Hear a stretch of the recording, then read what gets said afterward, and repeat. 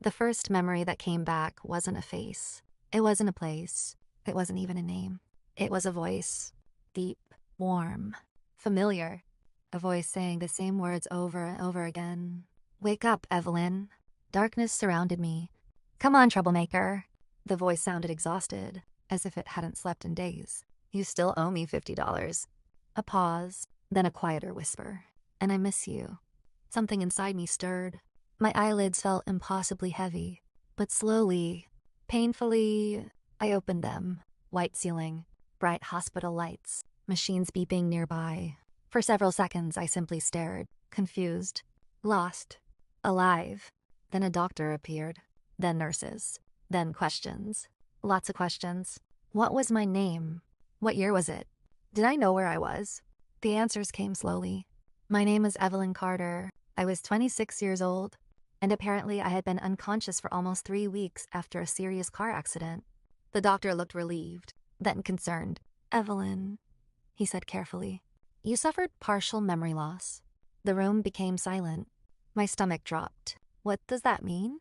It means some memories may take time to return. How much time? Days? Months? Years? Nobody knew. 3 days later, I was discharged. The person waiting outside the hospital wasn't my father. It wasn't a family member. It was Ethan Brooks, the last man on earth I expected to see. Tall, broad shoulders, dark hair, expensive suit, cold expression. The billionaire CEO every business magazine seemed obsessed with. And my biggest enemy, at least according to everyone around me.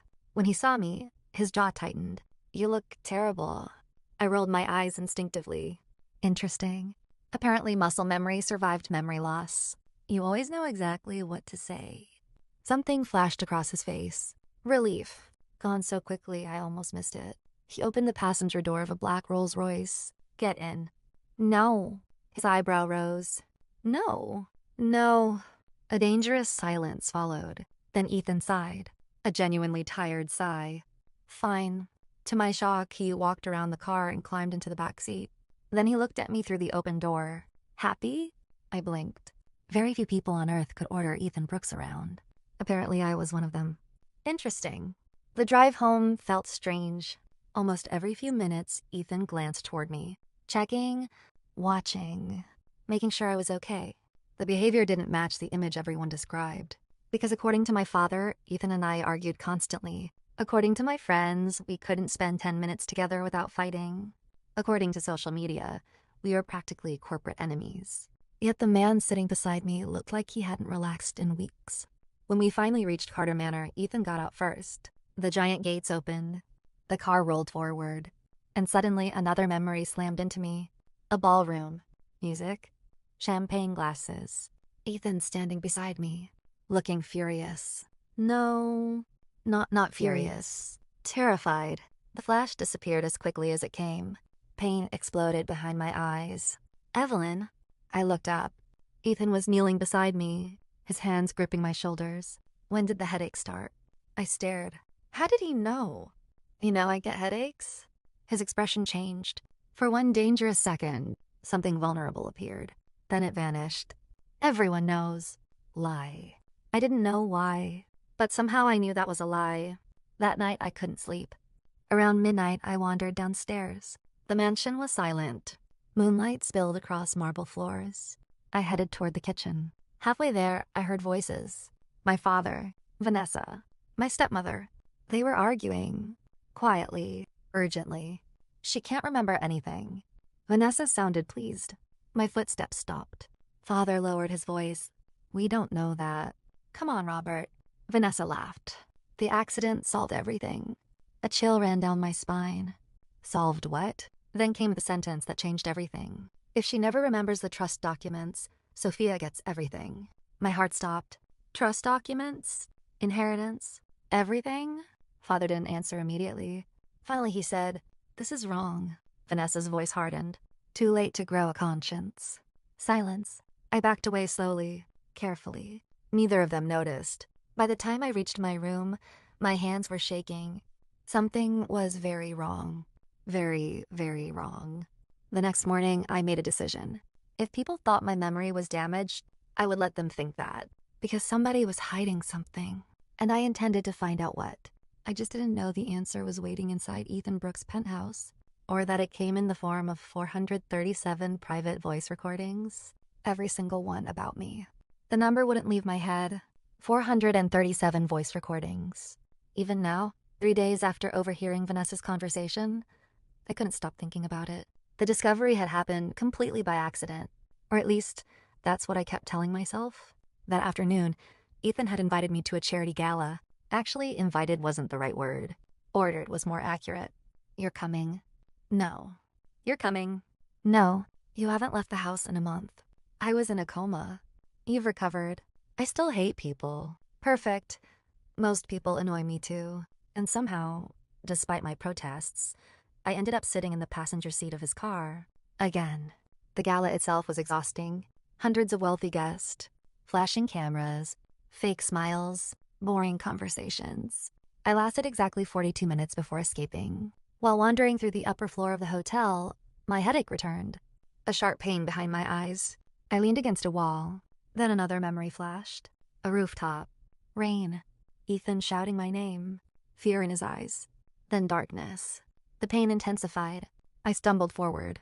A nearby door stood slightly open. Without thinking, I stepped inside.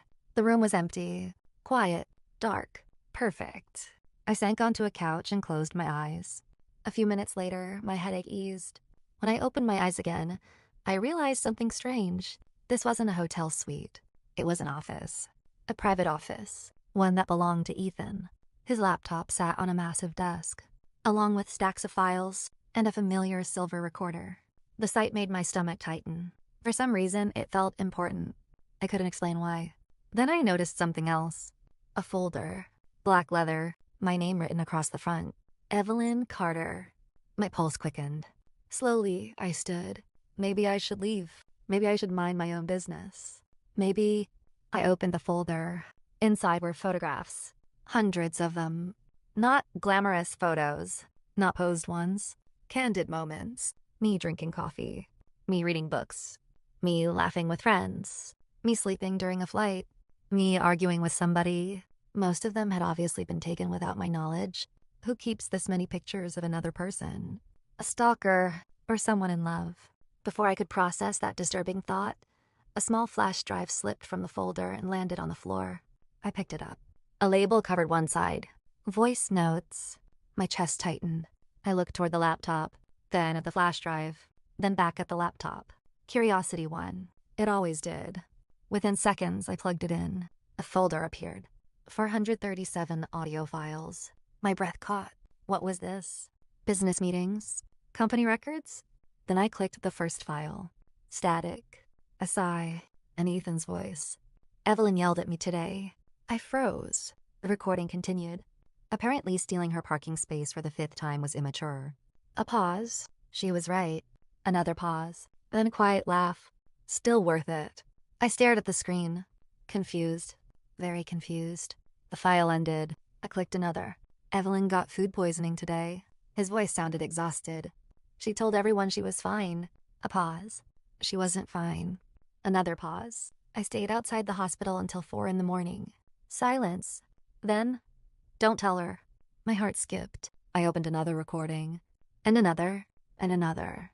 Hours seemed to disappear. Each file revealed a different version of Ethan.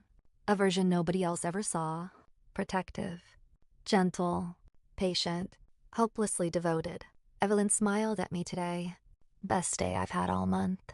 Another. She won the contract. I'm proud of her. Another. She cried in the bathroom after the board meeting. A long pause. I wanted to kill everyone who made her cry. I sat frozen, listening, unable to stop. Then I found a recording dated 2 years ago, the day of my accident. My hand trembled as I clicked it. For several seconds, there was only silence. Then Ethan spoke. His voice sounded broken. Evelyn's still unconscious. A shaky breath. The sound nearly shattered me. Doctors say the next 24 hours are critical. Silence. Then another breath. Evelyn. His voice cracked. I know you can't hear this. A pause. But if you leave. Another pause. Longer this time. I don't know how to do this without you. My eyes filled instantly. The recording continued. I never told you. A bitter laugh. Honestly, I never planned to. Silence. Then finally, I love you. The words hit like a freight train. I've loved you since we were kids. Another shaky breath. And if you wake up, his voice dropped. I swear I'll tell you. The file ended. I couldn't move, couldn't breathe, couldn't think, because one fact had become painfully obvious. Ethan Brooks wasn't my enemy. He never had been. Someone knocked. I jumped. The laptop snapped shut immediately. My pulse exploded. The office door opened, and Ethan walked inside. For one horrifying second, our eyes met. Neither of us spoke. Had he seen? Did he know? His gaze moved from me to the laptop, then back to me. Dangerous silence filled the room. Finally, he sighed. Evelyn. His voice was calm, too calm. What are you doing in my office? Think. Think fast. I got lost. A lie.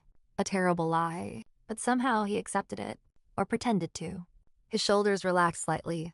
Come on. He offered his hand. We're leaving. I stared at it, at his long fingers, at the same hand that had probably spent years protecting me from the shadows. Without realizing it, I took it. The reaction was immediate. Ethan froze, completely froze, for a full second. Then another, then another. His eyes dropped to our joined hands, and something soft appeared in his expression. Something warm, something heartbreaking. By the time we reached the car, my emotions were a complete disaster, because now I knew the truth. I knew why he always appeared when I needed help, why he checked on me constantly, why nobody ever successfully bullied me in business, why every competitor who crossed the line mysteriously disappeared from the market. Ethan had been protecting me for years, and somehow I had never noticed. That night, I couldn't sleep. Again. Around 2 a.m., my phone buzzed. A text message from Ethan. I opened it. One sentence. Headache better? My chest tightened. Even now, even after everything. He was worried. I typed a reply. Better. 3 dots appeared immediately, then vanished. Appeared again. Vanished again. Finally, his answer arrived. Good. That was all.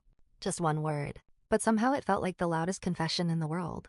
The next morning, things became even more complicated, because Sophia arrived. My stepsister walked into breakfast wearing an expensive designer dress and her usual fake smile. Evelyn. I smiled politely. Sophia. She sat across from me, studying my face carefully, almost nervously. Then she asked the question, the one she clearly wanted answered. What exactly do you remember? The dining room became silent. I looked at her, then at Vanessa, then at my father. Everyone was watching, waiting, judging. I forced a small smile. Not much. The relief on Vanessa's face was instant, and that told me everything I needed to know. Whatever they were hiding, it was important, very important. Sophia laughed. That's probably for the best. I tilted my head. What does that mean? For a split second, she looked uncomfortable. Then her smile returned. Nothing. Liar. The rest of breakfast passed quietly. But later that afternoon, I discovered another secret. A much bigger one. I was searching through old documents in my study when a hidden envelope slipped from inside a book. My name covered the front. The handwriting belonged to my grandfather. Hands shaking, I opened it. Inside was a letter and a legal document. I read the first page, then the second, then the third. By the end, I couldn't breathe. Because my grandfather had left everything to me. Everything. The company, the voting shares, the trust, the fortune. All of it. Not my father, not Vanessa, not Sophia. Me. And according to the document, control officially transferred on my 25th birthday. A year ago. Which meant something terrifying. Somebody had hidden this from me. For an entire year. At that exact moment, my phone rang. Unknown number. I answered. Hello. A woman's voice replied immediately. Miss Carter? Yes. This is Elena Reyes. The name sounded familiar. Then I remembered. Head lawyer at Brooks Industries. Ethan's most trusted legal advisor. My pulse quickened. Mr. Brooks asked me to call. Why? There was a pause. Then Elena spoke carefully. Miss Carter. Her tone changed. Serious. Professional. concerned. I believe someone is attempting to steal your inheritance. The world seemed to stop because I had just discovered the exact same thing. And somehow, Ethan already knew. What I didn't know yet was that the trap Vanessa and Sophia had planned for me would be activated in less than 72 hours. And by the time the next shareholder meeting arrived, one family would lose everything. 72 hours. That was how much time remained before the annual shareholder meeting. 72 hours before Vanessa and Sophia tried to steal an empire that legally belonged to me. And 72 hours before I had to decide what to do about Ethan Brooks. Because the inheritance problem was complicated, the Ethan problem was impossible. For the next 2 days, Elena Reyes and her legal team worked quietly behind the scenes. The deeper they investigated, the uglier the truth became. Vanessa hadn't simply hidden my grandfather's documents. She had forged signatures, manipulated financial reports, redirected company funds, and convinced my father to sign dozens of papers he never properly read. Meanwhile, Sophia had been spending money she didn't own: luxury apartments, designer jewelry, private vacations. Everything charged against accounts connected to company assets she had no legal right to access. The total amount was staggering, nearly $18 million. When Elena showed me the evidence, even I was shocked. "How long have you known?" I asked. Elena closed her tablet. "Mr. Brooks suspected something over a year ago." My heart skipped. "A year?" She nodded. "He ordered a private investigation." I stared at her. Of course he did. Because apparently Ethan had spent years protecting me from dangers I never even knew existed. The realization left me strangely emotional. Later that evening, I found myself standing outside Ethan's penthouse. I wasn't planning to come. My car had practically driven itself. At least that was the excuse I intended to use. The elevator opened directly into his living room. Floor-to-ceiling windows overlooked the city skyline. Everything looked exactly the same as before, except now I understood why one corner of the room contained dozens of books I liked. Why my favorite tea was always stocked in the kitchen. Why the guest room had been decorated in my favorite colors. None of it was accidental. Every detail had been chosen with me in mind. "Evelyn?" I turned. Ethan stood near the hallway. His tie was loose, his sleeves rolled up. He looked tired. But the moment he saw me, something softened in his eyes. "Are you okay?" The simple question almost broke my heart, because that was always his first concern.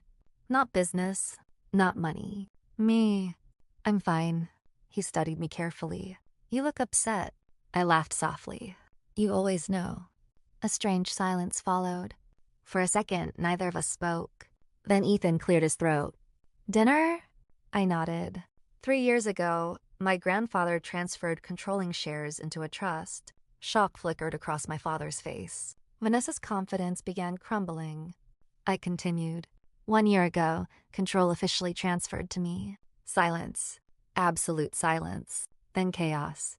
Board members grabbed documents. Lawyers began whispering. People started flipping through pages. Vanessa shot to her feet. "That's impossible." "Is it?" I slid another document across the table. Then another. Then another. Each one proving ownership. Each one proving fraud. Each one destroying their lies. Sophia's face turned pale. Vanessa looked like she couldn't breathe. And then Elena Reyes stood. Furthermore, her voice cut through the room. Our investigation uncovered approximately $18 million in unauthorized spending. A screen lit up. Transactions appeared. Account records. Property purchases. Credit card statements. Evidence. Mountains of evidence. Sophia gasped.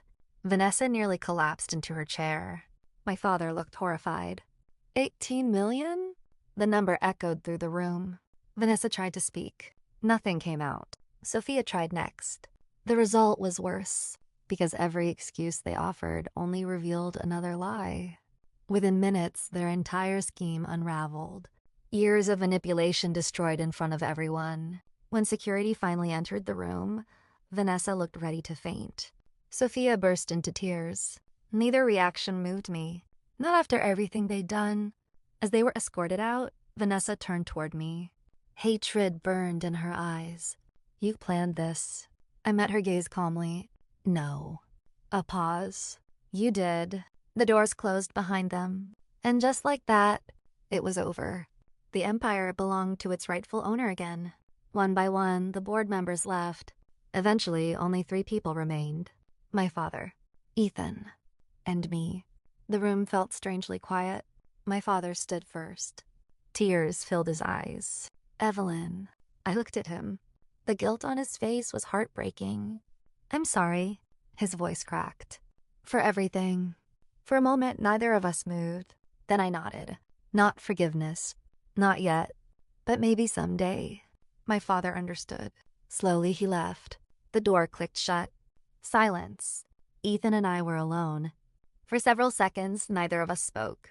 Then he walked toward me. You okay? I laughed softly. There it is again. What? That question. His expression turned confused. I stepped closer.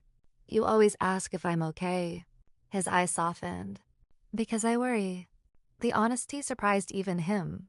I could tell. For a moment, he looked almost embarrassed. Then I took another step forward, and another, until only a few inches separated us. Ethan. His throat moved. Yeah, my heart hammered. This was it. No more games. No more secrets. No more pretending. I listened to them. His entire body froze. The color drained from his face. For a second, he looked genuinely terrified. What? The recordings. Silence. The city lights shimmered through the windows behind us. Neither of us moved. Neither of us breathed. Then Ethan closed his eyes. A long groan escaped him. Oh no. I laughed. Actually laughed. The sound echoed through the empty boardroom. Oh yes. Evelyn. I heard everything. His face turned red. Then redder. Then somehow even redder. The parking space. Evelyn. The hospital. He covered his face. Evelyn. The flowers. Oh my God.